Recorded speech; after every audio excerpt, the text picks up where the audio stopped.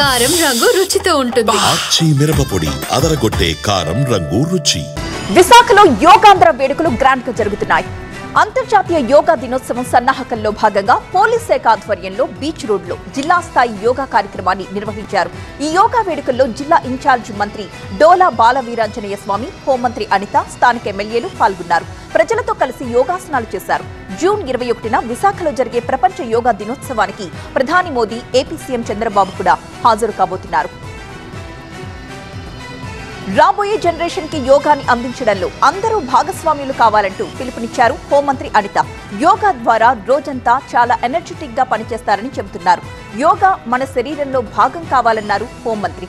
11వ యోగా దినోత్సవం విశాఖలో నిర్వహించడం అదృష్టంగా భావిస్తున్నామని అన్నారు. ఈరోజు ఒక పండగ వాతావరణం అంటే ఈ నెల రోజుల పండగ, యోగా పండగ జరగబోతుంది ఆంధ్రప్రదేశ్లో. మనకి ఏదైతే యోగాలోని మనకి బాడీని, సోల్ని ఏకం చేసే యోగా ప్రక్రియ మన జీవితంలో ఒక భాగం అయితే ఆ స్ట్రెస్ రిలీఫ్ అయ్యి మనం ఇంకొంచెం ఎఫెక్టివ్గా పనిచేసే పరిస్థితి ఉంటుంది. యోగాలోని మనం ఏదైనా అద్భుతాలు సాధించవచ్చు యోగాతో అని చెప్పడానికి ప్రత్యక్ష సాక్షులుగా మన గౌరవ ముఖ్యమంత్రి నారా చంద్రబాబు నాయుడు గారిని, అదేవిధంగా మన ప్రీతం ప్రధానమంత్రి నరేంద్ర మోడీ గారిని కూడా మనం చూసుకోవచ్చు. వాళ్ళని ఒక దిక్సూచిలాగా, వాళ్ళని ఒక రోల్ మోడల్గా తీసుకొని 21న జరగబోయే యోగా దినోత్సవంలో, అంటే జూన్ 21న జరగబోయే యోగా దినోత్సవంలో అందరూ కూడా పాలు పంచుకోవాలని మనస్ఫూర్తిగా తెలియజేసుకుంటూ సార్.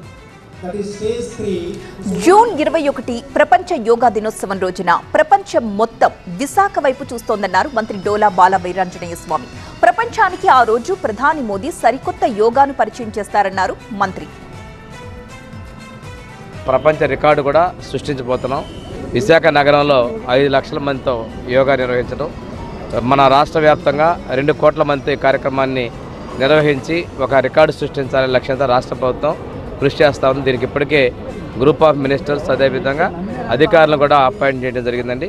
ఈరోజు ఒక్కొక్క చోట ఒక్కొక్క థీమ్తో చేస్తున్నారు. విశాఖ నగరంలో police department and navy and ex army అందరితో కలిసి ఈరోజు ఒక పెద్ద ఈవెంట్ చేయడం జరిగింది.